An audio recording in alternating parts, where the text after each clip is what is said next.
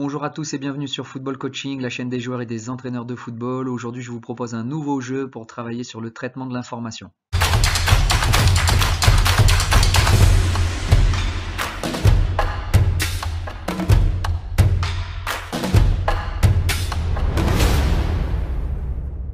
Dans un premier temps, pour donner du sens au jeu que je vais vous proposer, on va observer les comportements des joueurs de haut niveau. Donc on est sur le match de Champions League entre le Barça et Naples. Et on va voir que les joueurs vont avoir des attitudes différentes. Donc là, prise d'information, possibilité de jouer vers l'avant. Le contrôle est effectué tout de suite dans le sens du jeu pour pouvoir gagner du terrain. Même principe ici, l'adversaire est à distance, on a de l'espace devant soi, contrôle vers l'avant et prise d'espace pour aller vers le but adverse. On est sur le même registre, Messi qui prend l'information, il a de l'espace devant lui, il va contrôler avec le pied le plus éloigné, tout de suite prendre de la vitesse pour très vite gagner du terrain et trouver un partenaire mieux positionné. A contrario, lorsque le joueur n'a pas la possibilité de s'organiser pour jouer vers l'avant et contrôler vers l'avant, prendre de l'espace, on va rechercher un joueur en soutien face au jeu pour maintenir la possession du ballon. Donc là, sur la situation adversaire vient sous pression, on est dos au jeu, on va chercher un joueur face au jeu qui lui va pouvoir organiser l'animation de façon différente.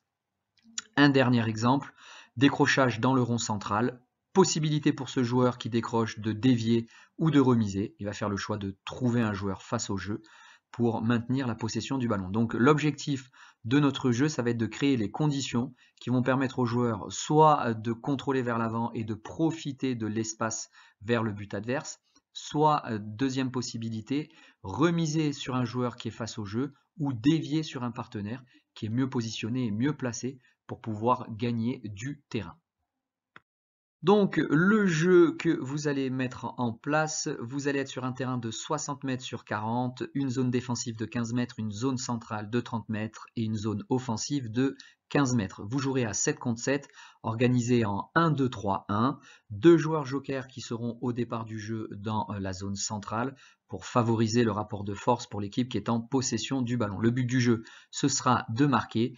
Les règles vont être les suivantes, le jeu uniquement au sol et le ballon ne va aller que sur une passe entre la zone défensive et la zone centrale. À ce moment-là, le joueur qui réceptionne le ballon va avoir deux possibilités et c'est lui qui va devoir traiter l'information vers l'avant pour pouvoir s'organiser. Première possibilité, il contrôle vers l'avant.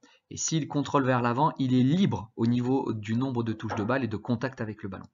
Deuxième possibilité, s'il n'a pas la capacité parce que le joueur adverse est venu sous pression et qu'il n'a pas l'espace pour pouvoir le faire, il va devoir jouer en une touche de balle pour remiser à un joueur face au jeu ou pour dévier à un partenaire situé sur la même ligne ou vers l'avant pour pouvoir maîtriser, continuer à maîtriser de façon collective le ballon.